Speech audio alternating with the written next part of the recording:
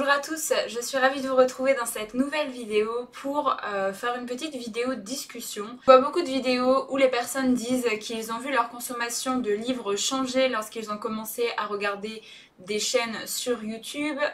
qu'ils ont commencé à être sur Instagram ou à regarder des blogs.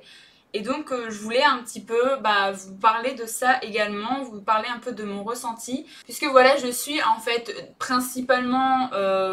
quelqu'un qui regardait énormément de chaînes Booktube avant d'en faire, qui suit pas mal de personnes également sur Instagram. Je vous avoue que les blogs, j'en ai regardé quelques-uns avant, je lisais les chroniques et tout, mais au final c'est pas vraiment quelque chose qui m'intéresse plus que ça, donc j'ai fini par laisser tomber. Mais moi personnellement, j'ai vu ma consommation de livres également changer avec Booktube, que ce soit les vidéos ou Instagram, mais surtout Instagram je trouve, qui du coup, dès que vous avez un livre qui vous fait envie, par exemple, moi je regarde très souvent les sorties du mois d'après, c'est quelque chose que j'aime bien. Je vous le partage également en vidéo parce que voilà, c'est vraiment quelque chose que j'aime bien faire, aller regarder sur plusieurs sites, noter les dates de sortie, voir différents résumés et tout. Enfin, pour certains livres, pas pour tous. Mais voilà, c'est quelque chose que j'aime bien faire et que je faisais déjà avant d'avoir ma chaîne et même au tout début où j'ai commencé à venir sur les chaînes de Booktube. Et au fur et à mesure, je me rends compte que oui, il y a des livres que j'ai achetés qui ont été un petit peu influencés par des vidéos que j'ai pu regarder ou alors des posts que j'ai pu voir sur Instagram. Mais il y a également pas mal de séries qui m'intéressaient, que j'ai notées et tout. Je vous dis, quand je faisais mes petites recherches pour les sorties livresques du mois d'après et qui m'intéressent toujours, mais qui au final, genre pour certaines séries, elles sont terminées depuis pas mal de temps et je les ai toujours pas achetées, puisqu'en fait ce sont des séries qui ont fait beaucoup trop parler d'elles sur YouTube, sur Instagram, que j'ai beaucoup trop vu passer et qui du coup, moi, ça a fait tout l'effet inverse en fait du marketing que veulent les maisons d'édition, c'est-à-dire ils essayent ils envoient des services presse pour que les gens en parlent, pour que le livre voilà se fasse pas oublier parmi la tonne de livres qui sort par mois, mais des fois il y a des livres comme ça, du coup je les vois tellement passer, je vois tellement de personnes qui en parlent, qui postent une photo, qui voilà, et moi ça me bloque et du coup je veux absolument plus le lire pour l'instant. Alors je ne sais pas si ça vous fait également ce même effet, mais moi en tout cas il me semble que c'est plus à cause d'Instagram qu'à cause de YouTube, parce que sur YouTube je regarde pas non plus énormément de chaînes différentes, alors que sur Instagram dès que quelqu'un possède des photos de livres, à un moment je suivais plein de monde et en fait j'ai fait un énorme tri dans mes abonnements sur Instagram parce que j'en avais marre en fait. Je me suis rendu compte que je suivais pas mal de personnes assez similaires, c'est-à-dire que je suivais pas mal de personnes qui étaient partenaires avec des grosses maisons d'édition du genre Pocket Jeunesse, du genre Collection R, et du coup ça me saoulait en fait de voir tout le temps des photos parler du même livre là maintenant, et j'avais l'impression que je ne sais pas, à la limite, il n'y avait pas d'autres livres qu'on pouvait parler à ce moment-là, que c'était obligé que ce soit celui-là. Et ça m'a saoulée. Et alors, j'ai rien contre les partenariats, loin de là. Je sais que les personnes, notamment sur Instagram, doivent mettre en avant le livre d'une certaine manière. Donc voilà, que ce soit donner leur avis en story ou alors faire un post sur Insta. Mais c'est juste qu'en fait, je suivais beaucoup trop de personnes comme ça, et du coup, j'ai fait un tri et je me suis désabonnée de énormément de comptes, et je suis maintenant que des personnes, voilà, qui ont des lectures qui m'intéressent, qui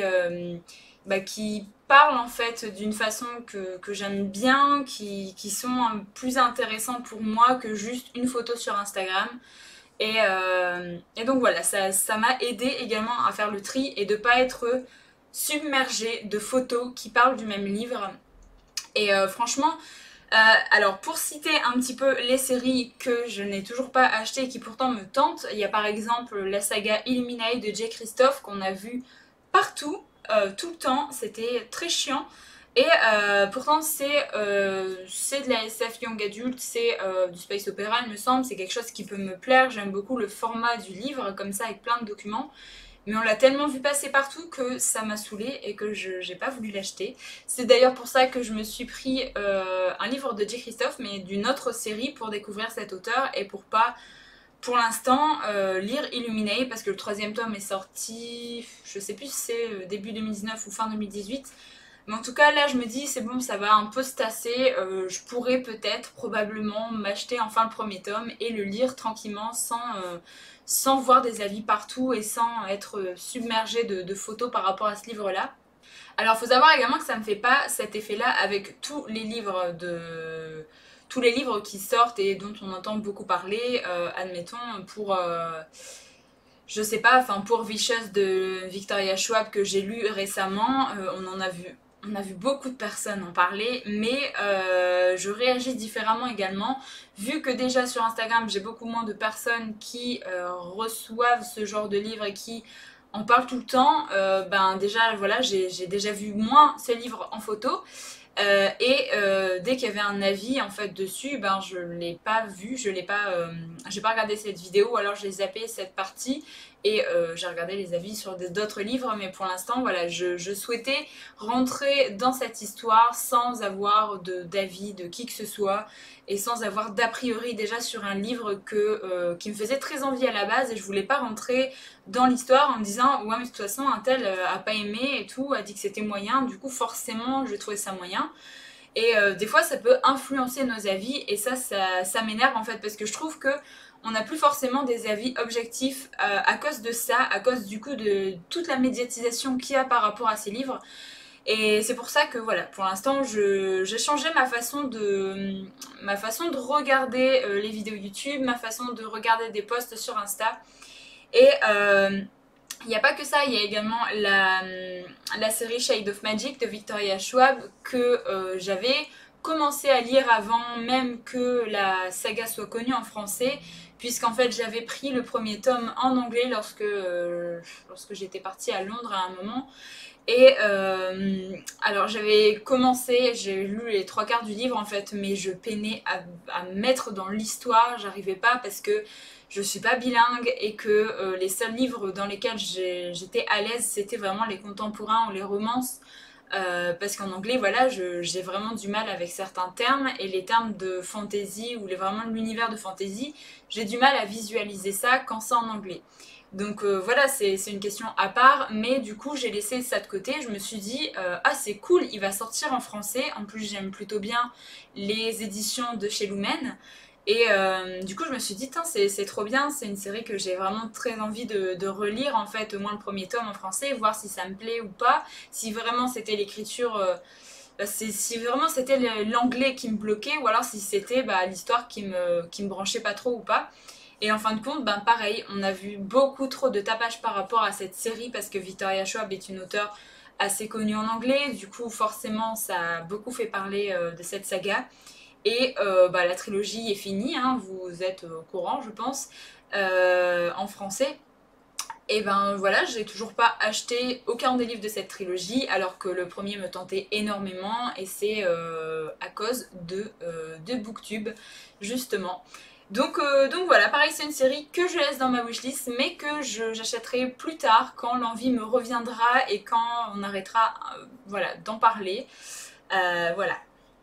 Pour parler un peu de séries françaises, il me semble qu'il est français ce monsieur, je ne sais plus, mais je crois. Il y a par exemple la saga des Sœurs Carmine de Ariel Holtz qui, pareil, je l'ai vu passer partout et là beaucoup plus sur Booktube que sur Insta. Et c'est une histoire qui me tentait et au final j'ai été réticente à m'acheter le premier tome parce qu'on l'a vu passer partout. Et au final je l'ai tellement vu passer partout, j'ai tellement vu d'avis que j'avais l'impression de connaître l'histoire avant même d'avoir ouvert le livre, avant même d'avoir lu la première page. J'avais l'impression de toute façon connaître déjà l'histoire et que ça servait à rien que je m'achète les livres et que je commence à le lire. Donc voilà, c'est quelque chose qui m'énerve en fait d'avoir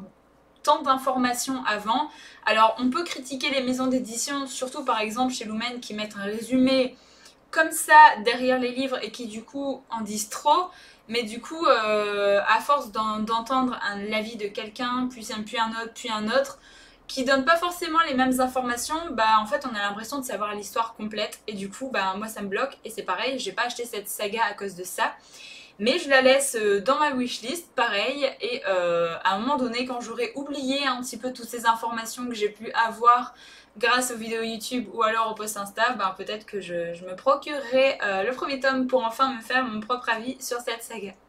Et enfin, le dernier petit exemple que je peux vous citer, c'est plus un auteur qu'une saga en général, c'est Gabriel Katz, qu'on a beaucoup entendu parler, on l'a vu partout. Tous ces livres ont fait parler d'eux et j'ai acquis très récemment Le Puits des Mémoires, le mois dernier il me semble. Et bah voilà, je vais enfin commencer à lire Gabriel Katz. Alors je sais que voilà, on va encore entendre parler de lui puisqu'il y a le Serment de l'Orage qui sort au mois d'avril, qui me tente également, mais je pense que je vais ne pas écouter d'avis en fait sur ce livre-là parce qu'il me tente vraiment beaucoup et je pense que je traînerai pas forcément avant de me le procurer. Mais pour le Puits des Mémoires, je me souviens plus trop en fait des avis des gens, donc ça va. Donc je pense que c'est enfin le moment que je commence cette saga et que je découvre enfin cet auteur qui, voilà, ça me tente beaucoup tout ce qu'il a fait. Et donc voilà, je pense que